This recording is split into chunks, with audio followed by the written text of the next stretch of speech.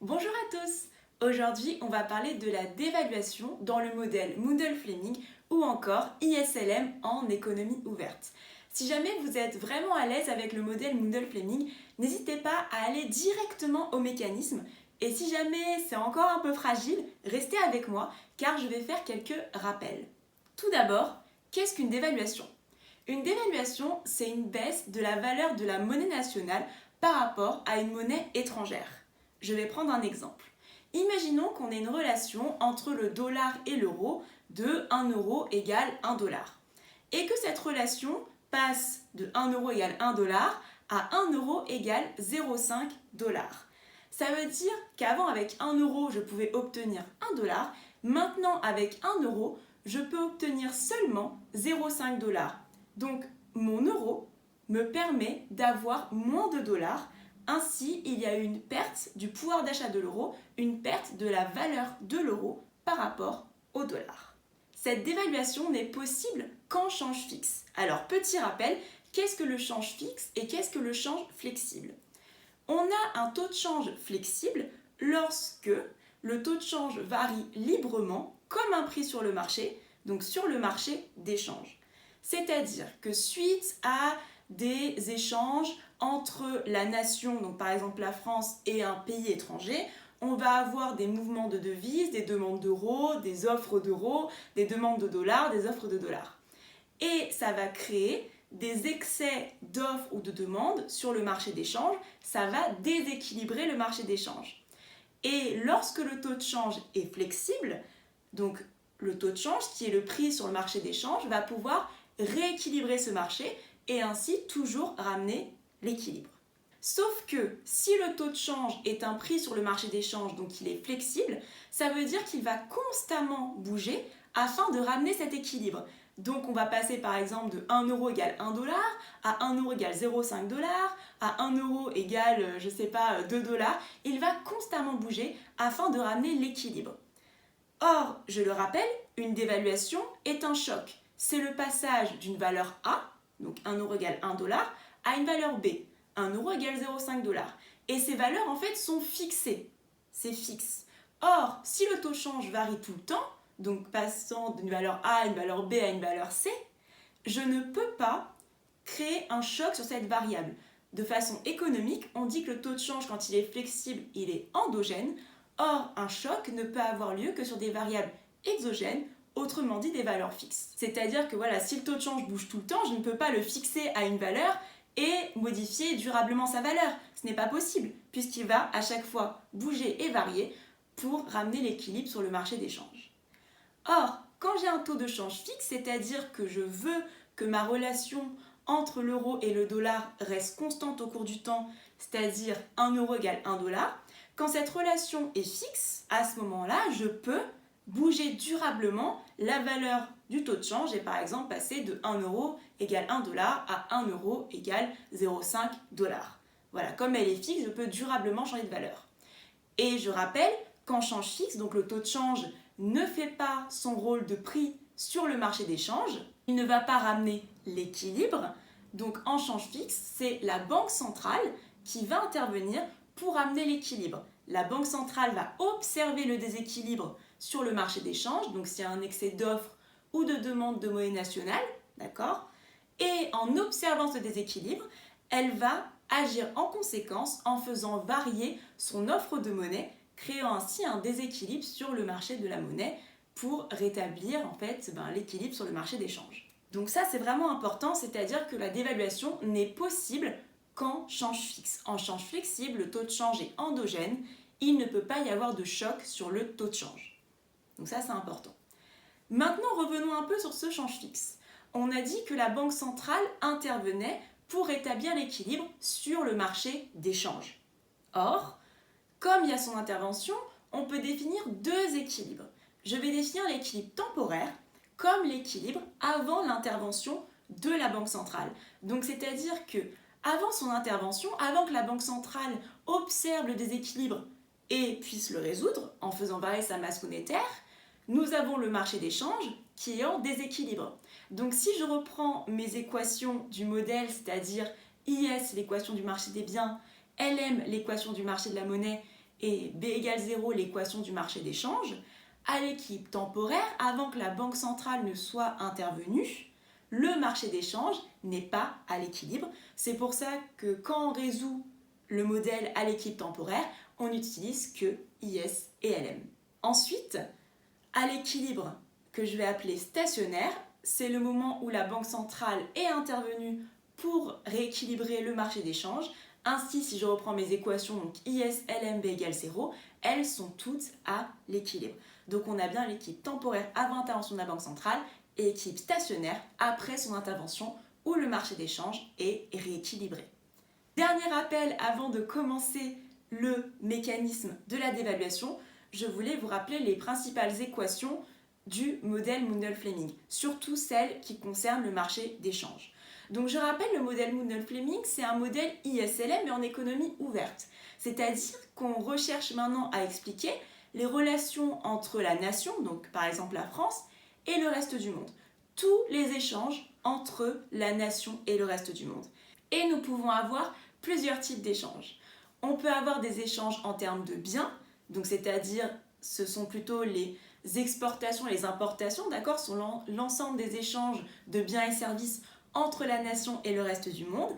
Et ces échanges vont être résumés avec le solde de la balance commerciale que je vais noter X chapeau, qui va dépendre du revenu national Y, du revenu étranger Y étoile et du taux de change que je vais noter E. Donc ça, ce solde à balance commerciale retrace l'ensemble des échanges en termes de biens et services entre la nation et le reste du monde. Donc c'est grossièrement exportation moins importation, si on devait simplifier un peu cette équation. Ensuite, nous avons aussi des échanges de type financier, c'est-à-dire qu'entre la nation et le reste du monde, il se peut qu'on s'achète mutuellement ou qu'on se vende des titres. D'accord ? Donc ce sont des échanges financiers qui vont être retracés par le solde financier que je vais noter comme une fonction f et qui va dépendre de la différence entre le taux d'intérêt national R et le taux d'intérêt étranger R étoile. Si je veux maintenant résumer l'ensemble de ces relations, je vais utiliser la balance globale qui va représenter le marché d'échange et qui va prendre en compte toutes les relations entre la nation et le reste du monde, les relations, je veux dire, marchandes et financières. Donc, elle va être composée de la somme du solde financier et du solde de la balance commerciale et elle va être égale à 0 puisqu'elle sera à l'équilibre. Donc ça, c'était quelques rappels. Maintenant que tout ça s'est posé, on peut passer au mécanisme. Donc, dans le cas d'une dévaluation dans le modèle Mundell-Fleming, ce qu'il faut regarder tout d'abord, c'est dans quelle équation est le taux de change. Donc le taux de change que je vais noter E va être dans le solde de la balance commerciale. Sauf que le solde de la balance commerciale est dans deux équations différentes. Il va être situé dans IS, le marché des biens, car l'équation de IS, je le rappelle, c'est revenu égale consommation plus investissement plus solde de la balance commerciale plus dépenses publiques. Et on va aussi avoir cette équation, donc ce solde de la balance commerciale, dans la balance globale qui retrace l'ensemble des relations entre la nation et le reste du monde. Donc cette dévaluation va avoir un double impact. Un impact sur le marché des biens et un impact sur le marché des changes. Ce qu'on va faire, c'est toujours étudier en premier le marché des biens et ensuite, dans un second temps, étudier le marché des changes. D'accord ? Donc pour tout choc, c'est comme ça. D'abord, on étudie le marché des biens et de la monnaie, donc ISLM, et dans un second temps, sauf si c'est un choc uniquement sur le marché des changes, mais dans un second temps, on va regarder le marché des changes. Alors, quand on a une dévaluation, ça veut dire que la valeur de l'euro baisse. On passe ainsi de 1 euro égale 1 dollar à 1 euro égale 0,5 dollars. Donc ça veut dire que pour acheter un bien qui coûte 1 dollar, avant il nous fallait 1 euro. Maintenant pour acheter un bien qui coûte 1 dollar, il nous faut 2 euros. Donc ça veut dire que ça nous coûte plus cher d'acheter des biens qui coûtent 1 dollar. Ainsi, en France, on va demander moins de biens étrangers et ainsi nos importations vont baisser. Or, quand nos importations diminuent, c'est le solde de la balance commerciale qu'on peut résumer sous la forme exportation moins importation qui va augmenter, d'accord, puisque nos importations diminuent. Ce solde augmente et on sait que ce solde est présent dans le marché des biens, donc est présent dans l'équation de la courbe IS, donc le revenu augmente. Donc ça, c'est la première étape du choc. Là, ce que je vais faire, pour une fois, je le fais jamais, mais je vais tracer le graphique en même temps que j'explique le choc. Vous allez voir pourquoi ça va être intéressant. Donc pour cet exercice, je vais tracer une mobilité forte, c'est-à-dire une balance globale qui va être moins pentue que LM, et je vais représenter mon choc. On a dit que le choc, donc la dévaluation, avait un impact positif sur le solde de la balance commerciale qui était présent dans deux équations, IS et B égale 0. Donc c'est un choc positif, donc je vais déplacer IS et B égale 0 vers la droite. Et là maintenant je vais regarder ce qu'il se passe à mon équilibre temporaire. Vous vous rappelez, l'équilibre temporaire c'est l'équilibre avant que la banque centrale ne soit intervenue sur le marché des changes, donc avant qu'il y ait eu intervention, et avant qu'en fait on ait pu résoudre donc le déséquilibre sur le marché des changes. Donc si vous vous souvenez bien, c'est à l'intersection de IS et de LM, puisque le marché des changes n'étant pas à l'équilibre, on ne peut pas le prendre en compte. Et j'observe qu'à l'intersection entre IS et LM, on a une hausse du revenu qu'on a expliqué, tout va bien, mais on a aussi une hausse du taux d'intérêt qu'on n'a pas expliqué. Et là, je vais mettre un petit attention en rouge, un petit warning. Quand vous avez un choc, il faut toujours vérifier que vous expliquez tout à chaque fois. Et c'est pour ça que parfois, faire le graphique peut être intéressant. Parce que tous les chocs ne seront pas forcément des politiques monétaires ou budgétaires. Il se peut que quand vous ayez un choc, vous voyez immédiatement l'impact sur le marché des biens, mais pas directement l'impact sur le marché de la monnaie. Ça peut être le cas. Et si vous oubliez d'expliquer l'impact sur le marché de la monnaie, vous êtes incomplet. Donc c'est pour ça qu'il est intéressant de faire à côté le graphique pour vérifier qu'il n'y ait pas eu une variable qu'on n'ait pas expliquée. D'accord? Donc il faut toujours vérifier, surtout quand c'est des chocs qu'on ne connaît pas. En l'occurrence, le taux d'intérêt a bougé. S'il n'avait pas bougé, aucun souci, on n'aurait rien expliqué de plus. Par contre, il a bougé, donc il faut l'expliquer. Et quand on a l'explication du revenu et pas du taux d'intérêt, il y a une petite astuce, on va passer par le marché de la monnaie. Donc je reprends notre résultat précédent, notre revenu avait augmenté, et quand notre revenu augmente, ça veut dire que tout simplement on a plus d'argent, donc on peut consommer plus. Or pour consommer, on a besoin de monnaie. Donc on va demander de la monnaie, sauf que comme l'offre de monnaie n'a pas bougé, il n'y a pas eu de politique monétaire expansionniste ou restrictive, l'offre de monnaie n'a pas bougé, il n'y a que la demande de monnaie qui augmente. Ainsi, sur le marché de la monnaie, je me retrouve avec un excès de demande. Or, quand j'ai un excès de demande sur un marché, qu'est-ce qui se passe? Le prix augmente. Or, le prix sur le marché de la monnaie, c'est le taux d'intérêt. Donc, le taux d'intérêt augmente. Et là, j'ai bien tout expliqué, ma hausse du revenu et ma hausse du taux d'intérêt. Donc, mon équilibre temporaire est complet en termes d'explication du revenu et du taux d'intérêt. Maintenant, on peut s'attaquer au marché des changes. Et on avait vu précédemment que ce choc, donc cette dévaluation, avait un impact direct sur le solde de la balance commerciale. Donc en fait, c'était directement un choc sur la balance globale. Ainsi, on va directement avoir une hausse du solde de la balance commerciale qui va créer une balance globale excédentaire. Aussi, on a vu que le taux d'intérêt augmente, donc ça va avoir un impact positif sur le solde financier. Ça va être intéressant pour les agents d'acheter des titres français. Et donc, on va avoir une entrée de capitaux et ainsi un solde financier qui va s'apprécier et une balance globale excédentaire. Et là, je veux souligner un autre point pour cette étude du marché des changes parce que mes élèves font souvent une erreur, c'est qu'ils partent de la hausse du revenu. Ils se disent, quand le revenu augmente, on a plus d'argent, donc on va demander plus de biens dans la nation, mais aussi à l'étranger. Et ils vont se dire, ainsi on va importer plus et donc le solde de la balance commerciale diminue, la balance globale est déficitaire. Sauf que si on dit ça, on est d'accord qu'on est totalement en contradiction avec ce qu'on vient de dire.